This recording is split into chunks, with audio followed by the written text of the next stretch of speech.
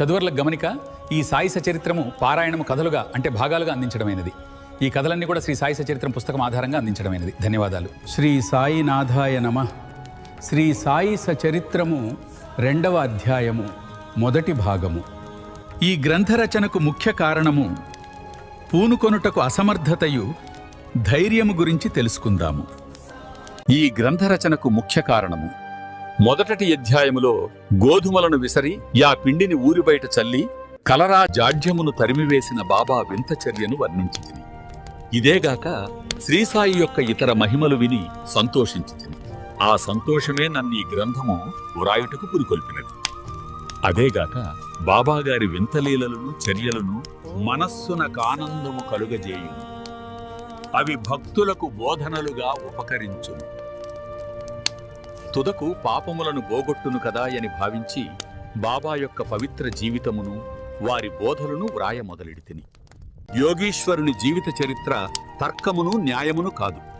అది మనకు సత్యము ఆధ్యాత్మికమునైన మార్గమును చూపును. ఓం సాయిరామ్.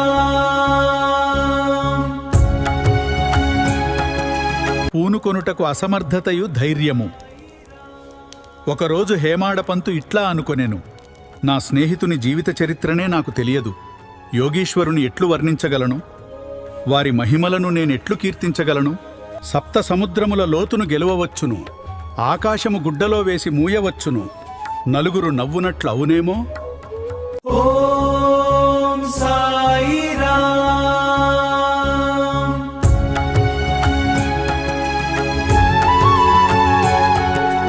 ఓం సాయిరామ్. యోగుల చరిత్ర వ్రాసిన వారిని భగవంతుడు ప్రేమించును. ఏ భక్తుడు యోగుల చరిత్ర వ్రాయునో వారి కోరికలు నెరవేరును, వారి కార్యక్రమాలు వారే కొనసాగించెదరు. 700 శక సంవత్సరములో మహీపతి పండితుడు యోగీశ్వరుల చరిత్రలను వ్రాయుటకు కాంక్షించెను. యోగులు అతని ప్రోత్సహించి కార్యమును కొనసాగించిరి. అట్లే 1800 శకా సంవత్సరములో దాసగణు యొక్క సేవను ఆమోదించిరి. మహీపతి 4 గ్రంథములను వ్రాసెను. అవి భక్త విజయము, సంత విజయము, భక్తలీలామృతము, సంతలీలామృతము అనునవి. దాసగణు వ్రాసినవి భక్తలీలామృతమును, సంతకథామృతమును మాత్రమే. ఆధునిక యోగుల చరిత్రలు వీని యందు గలవు. భక్తలీలామృతములోని 31, 32, 33 అధ్యాయములందును, సంతకథామృతములోని 57వ అధ్యాయమందును సాయిబాబా జీవిత చరిత్రయు వారి బోధలను చక్కగా విశదీకరింపబడినవి. ఓం సాయిరామ్. సావిత్రిబాయి, దాసగణు మహారాజు గారి పాటలు, అమిదాసు, భవానీ మెహత కథలు, సాయినాథుని ప్రభ, ఇన్ని గ్రంథములుండగా సచ్చరిత్ర వ్రాయట కారణము ఏంటి? దీనికి జవాబు తేలిక. సాయిబాబా జీవిత చరిత్ర సముద్రం వల్ల విశాలమైనది. కథలు, లీలలు మిక్కిలి ఆశ్చర్యం కలుగచేస్తాయి. బాబా ప్రబోధాలు విని వాటి ఆనందం పొందెదరు. బాబా లీలలను పుస్తకము రూపములో వ్రాయుటకు నిశ్చయించుకుంటిని. బోధలు సమకూర్చుటకు పూనుకుంటిని. ఈ అన్నాసాహెబు మీ జీవిత చరిత్రను వ్రాయ కాంక్షించుచున్నాడు. భిక్షాటనముచే జీవించు ఫకీరును నేను, నా జీవిత చరిత్ర వ్రాయనవసరము లేదని అనవద్దు. షిర్దీ సాయి దేవా. కథను, అనుభవములను ప్రోగు చేయుమను. అక్కడక్కడ కొన్ని ముఖ్య విషయములను టూకీగా వ్రాయమను. నేను సహాయం చేసేదను. వాడు కారణమాత్రుడే కాని నా జీవిత చరిత్ర నేనే వ్రాసి నా భక్తుల కోరికలు నెరవేర్చవలెను. జీవితములో నిట్లు చేసెదరో వారికే నేను మిక్కిలి సహాయపడెదను. ఓం సాయిరామ్. వాని అహంకారము పూర్తిగా పడిపోయిన పిమ్మట అది మచ్చునకు కూడా లేకుండానప్పుడు నేను వాని మనస్సులో ప్రవేశించి నా చరిత్రను నేనే వ్రాసి కొందును. నా కథలు, బోధలు విన్న భక్తులకు భక్తి విశ్వాసములు కుదురును. ఏ విషయముపైనైనను కీడు మేలు ఎంచు వివాదము కూడదు.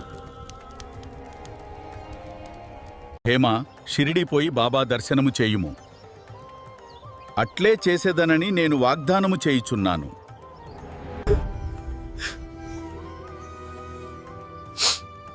నా కొడుకు ఆరోగ్యం బాగాలేదు. నా స్నేహితుని కుమారునికి మందులు పనిచేయడం లేదు. అలాగే రక్షించలేనట్టి గురువు యొక్క ప్రయోజనమేమి? నేను షిరిడి ఎలా పోవలే? బాబా దీవెన ఉంటే కానున్నది కాకమానదు. ఓం సాయిరామ్.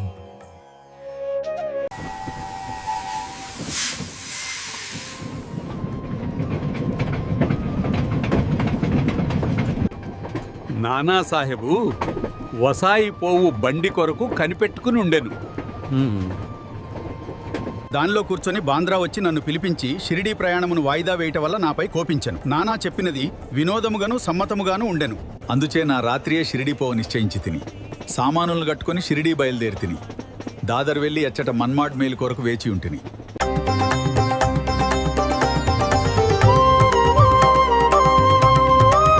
బండి బయలుదేరినప్పుడు నేను కూర్చొనిన పెట్టెలోనికి సాహెబ్ ఒకడు తొందరగా వచ్చి నా వస్తువులన్నీ జూచి ఎక్కడికి పోచుంటివని నన్ను ప్రశ్నించాను.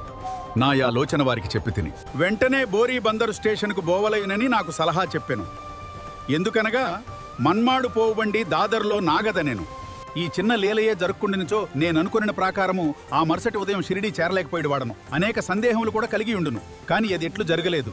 నా అదృష్టవశాత్తు మరుసటి దినము సుమారు 9-10 గంటల్లోగా షిరిడీ చేరి తిని నా కొరకు కాకాసాహెబు దీక్షిత్ కనిపెట్టుకుని ఉండెను. ఈ 1910 వరకు సాట్టేవాడ ఒకటే వచ్చు భక్తుల కొరకు నిర్మించబడినది. నాకు బాబాని వెంటనే దర్శించుకోవాలని ఉన్నది. బాబా వాడా చివర ఉన్నారు. మీరు మొదట ధూళి దర్శనము చేయుము, స్నానము తరువాత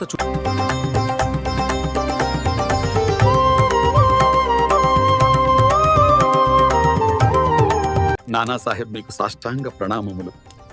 మీ రుణం తీర్చుకోవాలి. సాయిబాబా దర్శనము దక్కడం నా పూర్వజన్మ సుకృతం. శ్రీ సాయినాథాయ నమః. శ్రీ సాయి సచరిత్రము 2వ అధ్యాయము మొదటి భాగం సంపూర్ణము. సమర్థ సద్గురు సాయినాథ్ మహారాజ్కి జై. ఓం సాయి